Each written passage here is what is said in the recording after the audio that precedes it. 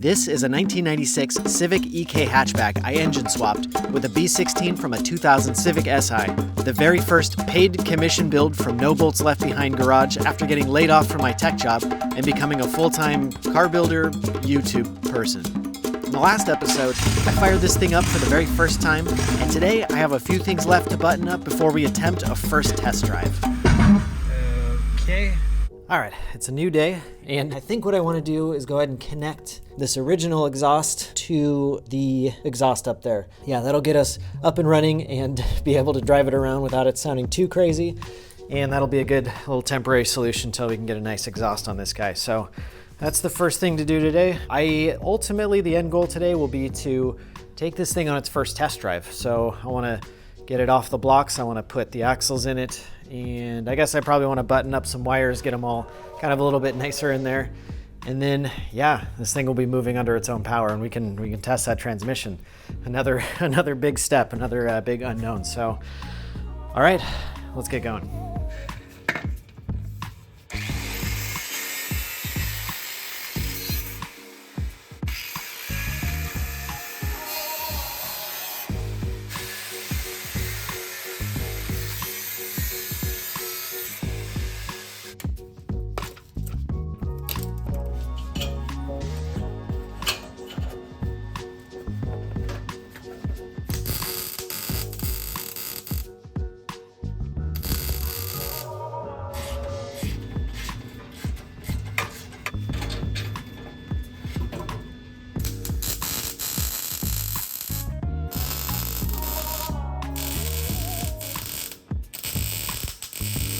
All right, got that thing hacked in there, kind of welded.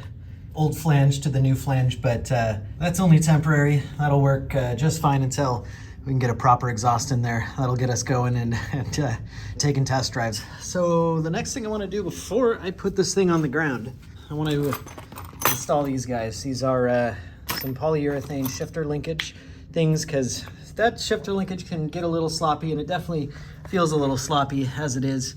Mostly because I have a bolt instead of this pin here connecting the shifter rod to the shift linkage.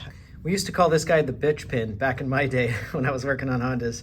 I don't know if it's still called that, but that's what I'm putting in there, and we'll get the rest of the stuff, all the proper washers, all that good stuff installed, and we'll have some nice firm linkage.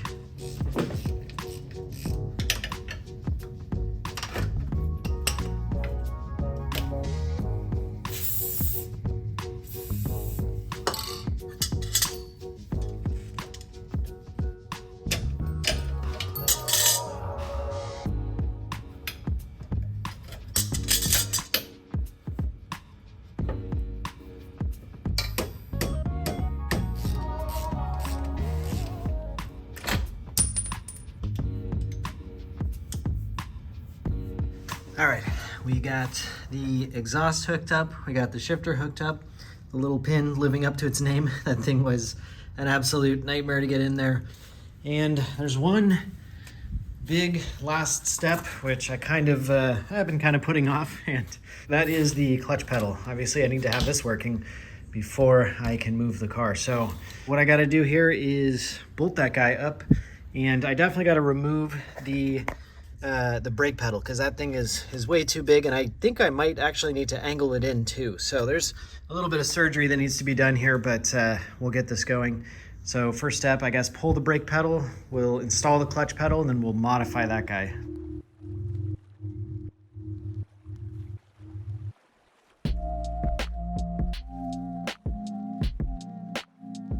Okay, got this guy out of here.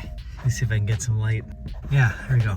Got the brake pedal out of there and got the clutch master cylinder kind of ready. There's already provisions for a clutch pedal here, because they kind of built all the cars the same and whatever, just kind of blocked that off. So got the little block off thing popped out of there, and just got to throw this clutch pedal in there and I guess hook everything up. Oh, sweet. I did remember to bring this little pin from the junkyard too. Cool. That's helpful. Okay. All right, clutch pedal is officially installed. Next up, we got to connect up some hoses. This guy obviously goes in right there. There's a connection to be made over here, I think with this rubber line, yes. And then we can start bleeding this guy.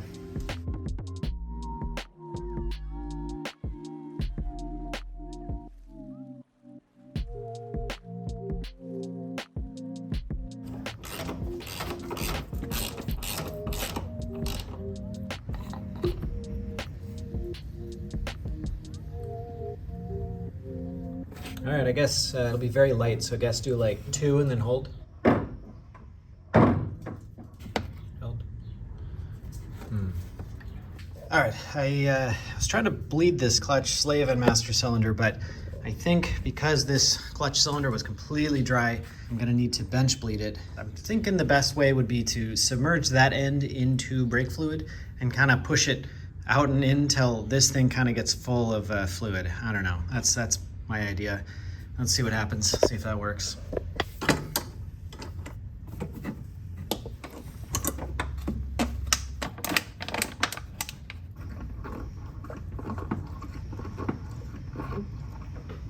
Okay, go ahead and push it like just 2 times and hold it in. Yeah.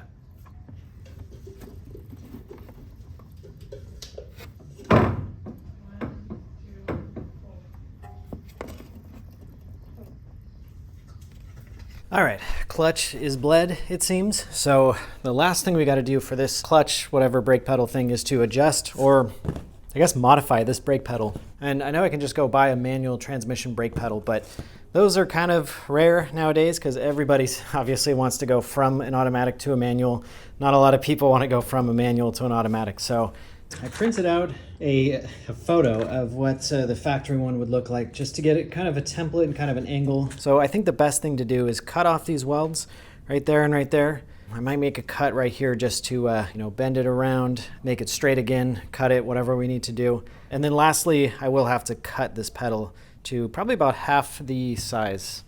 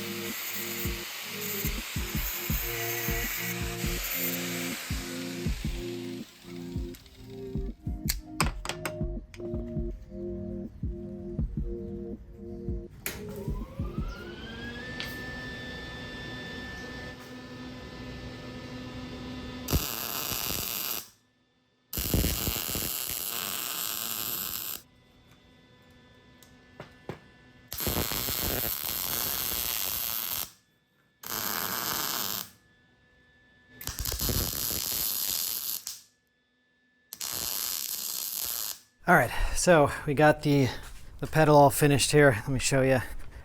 Looks good. Looks just like what a manual pedal would look like, just with a little bit more welding on it, but that should be all tucked up under the dash and looking good. That guy's still a little bit sticky, so I'm gonna let that dry a little bit longer. In the meantime, I feel confident enough to start wrapping up some of these wires, especially the stuff that I need to get to from underneath, because I'm about to drop this guy back down on its wheels and see if this clutch and transmission work. Maybe even go for a quick little drive.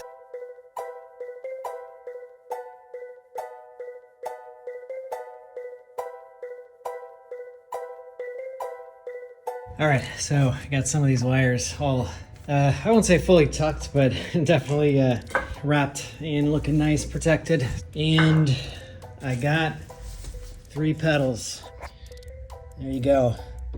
It is officially a manual 3-pedal car. So brake pedal is good, looks good, works good. So I think now I want to go ahead and put in these axles.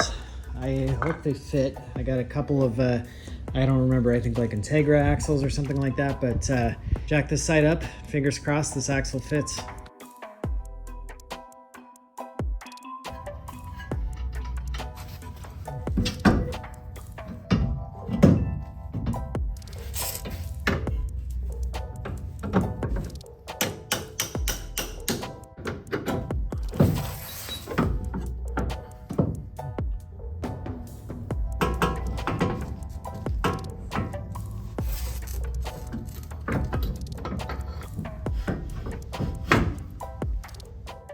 The axle fits, yes. I bought these with the engine and I was not sure. The guy said they fit or he thought they fit. I don't know. I remember it being a little bit uncertain, but I got 2 brand new axles. I got them with the engine, so I got a pretty good deal on them and they fit. That's awesome. Thank you, guy who sold me the engine. All right, let's get this axle nut torqued. I guess I'll wait to torque this guy down until the car's on the ground and then we'll get this other one on there.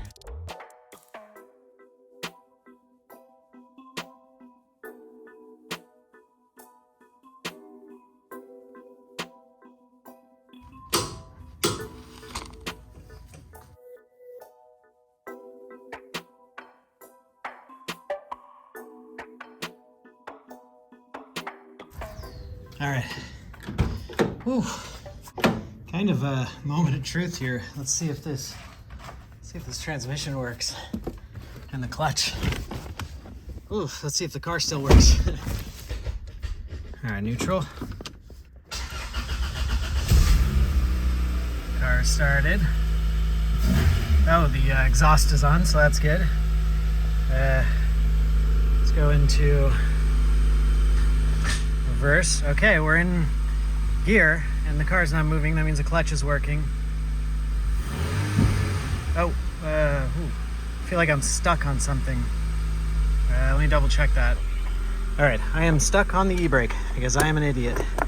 It's been a long day. Okay, get that down, good, okay. Let's try reverse again.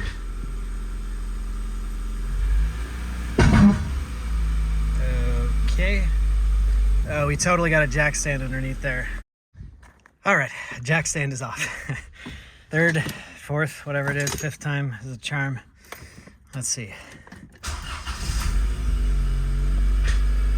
All right, reverse. Here we go. Oh yeah, nice.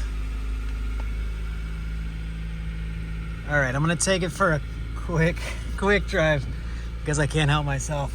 Just around the corner here. Clutch feels good. First gear. Oh, no power steering. Okay. Oh yeah, first gear is good. We're cooking. Awesome. All right, we'll put it back in the garage. Very good to see. Transmission went through. I got up to 3 gears. 3 gears sound good. Everything looks good. Good first drive.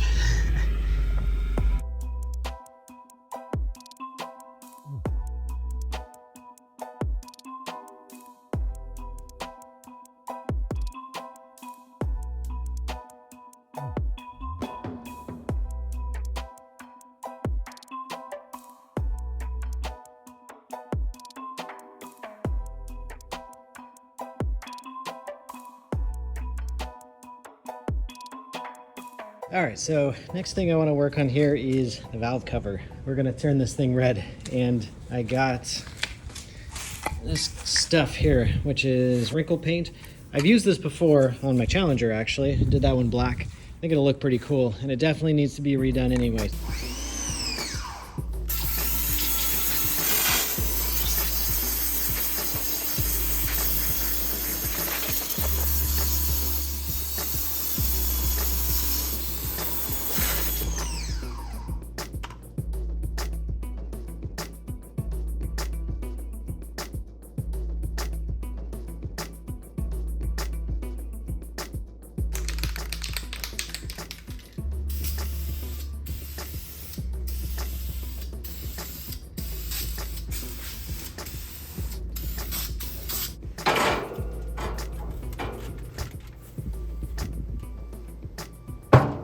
All right, I've got this thing roasting at around 200, 250 degrees. That should make it wrinkle up nicely. I got a very, very thick, multiple thick coats on this guy. So let's see. This stuff is kind of hit or miss sometimes. So fingers crossed this turns out good.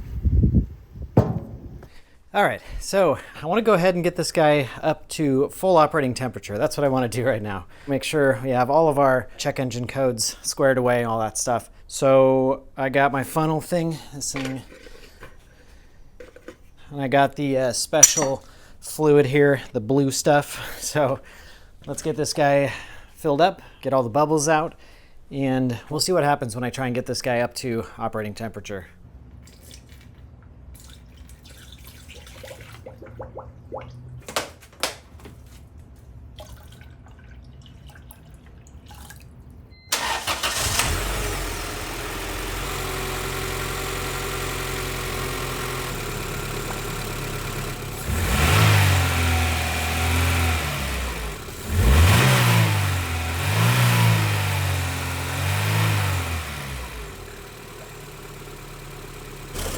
There we go. And we're getting the thermostat open.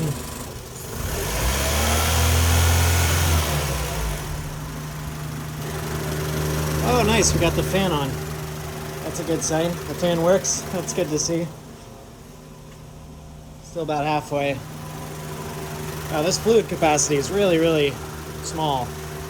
Got a warm lower hose down here, so I guess we're there. Yeah, the fan's back off, so this thing is not easy to get up to temperature. It's such a small engine and I guess a good cooling system.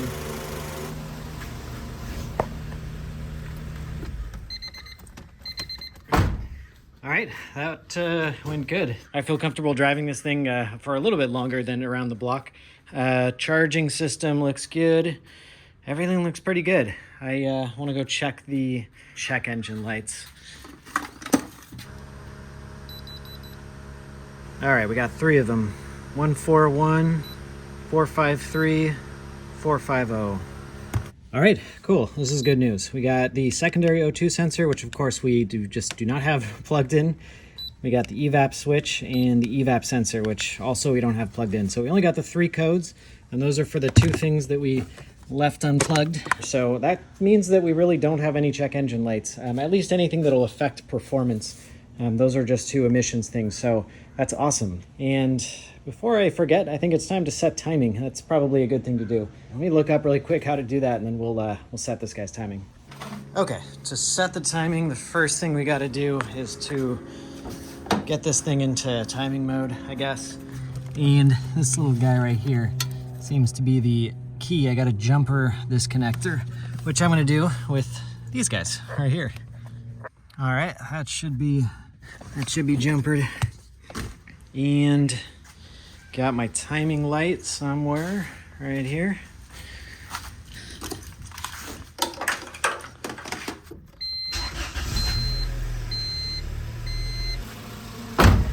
Yeah, it seems to be idling about the same, right at about 700 RPM. Let's see what we got down here. Got this, of course, plugged into number 1 cylinder. All right, so it looks like we got a couple of marks down there. It's gonna be hard to see. I'm going for 16 degrees top dead center, and there is a mark on the crankshaft. I can see 0, I can see 16, and it looks like I'm somewhere around probably, I don't know, maybe somewhere in the middle, so maybe around like 8 or 10. I gotta move this guy over here. Let's try this way, let's see what happens. All right, that made it worse, so let's go the other way. There we go. All right, we're a little closer. I'm gonna wiggle this guy a little bit more and see if I can get this thing dialed in. All right, got it set. It's looking pretty darn good for 16 degrees top dead center, or before top dead center. Idle's still good, so I'm happy about that. Oh, we got a blinking check engine light. Probably indicates timing mode. Sweet. I think we're all set here, and now I guess we're ready for our first drive. Our first official sort of long distance drive. All right, here we go. First drive.